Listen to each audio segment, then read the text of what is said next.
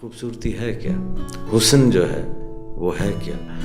تو inner and outer مخلوق جو بھی ہے وہ دوئی کے قاعدے پر بنی ہے، ڈوالٹی کے اوپر بنی ہے. تو اس کی کسی ایک رخ کا خوبصورت ہو جانا وہ اس وقت تک ممکن نہیں ہے، وہ اس وقت تک مکمل نہیں ہے، وہ اس وقت تک کمپلیٹ نہیں ہے جب کہ اس کا دوسرا رخ بھی اسی طرح سے جو ہے وہ حسین نہ ہو.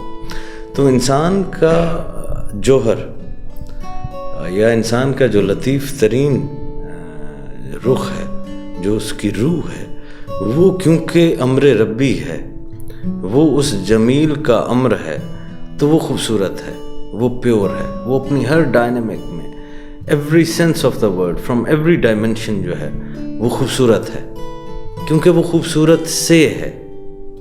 جی تو ہر چیز میں باہر کی جو بھی دوسری چیز ہوگی، جی آؤٹ ورڈ جتنی بھی اشیاء اور جتنے بھی وجود اور جتنے بھی موجود ہیں، جی ان کے اندر خوبصورتی دیکھنے کے لیے روح کی پاکیزگی جو ہے وہ ضروری ہے.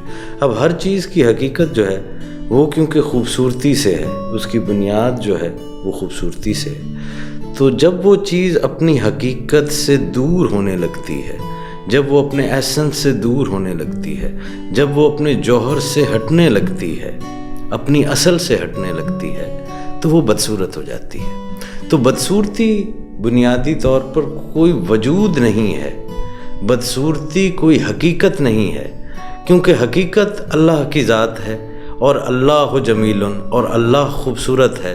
جی اس کے علاوہ تو کچھ بھی نہیں ہے.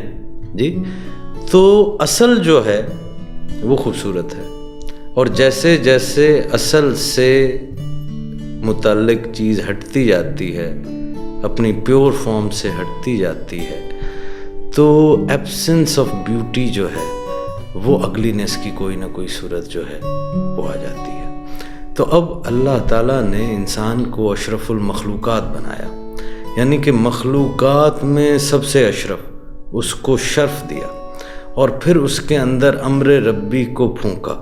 جی اور اس امر ربی کو سجدہ کرنے کے لیے ملائک کو حکم دیا، اور سب نے جو ہے وہ سجدہ کیا ما سوا ابلیس کے، اور وہ کافروں میں جو ہے وہ شمار ہوا. تو وہ اپنے ایسنس سے جو ہے وہ ہٹ گیا. جی شیطان کو امر ربی کا حسن نظر نہیں آیا، تکبر کے پردے اس کے اوپر جو ہے وہ حائل ہو گئے. تو انسان کی روح میں جو خوبصورتی تھی، جو خوبصورتی ہے، جو خوبصورتی رہے گی، وہ نظر نہیں آئی شیطان کو. جی اور اس کے سامنے تکبر چھا گیا.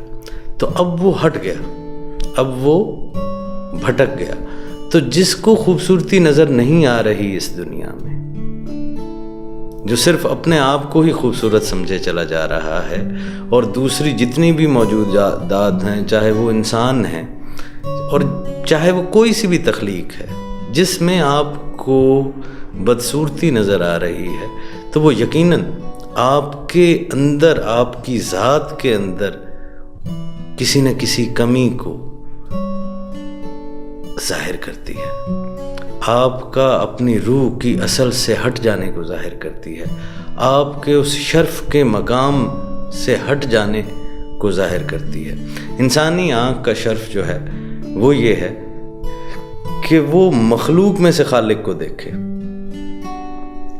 جی اب خالق جمیل ہے، جی جمیل کو دیکھنا ہے، تو مجھے جو کچھ نظر آ رہا ہے وہ مخلوق ہے.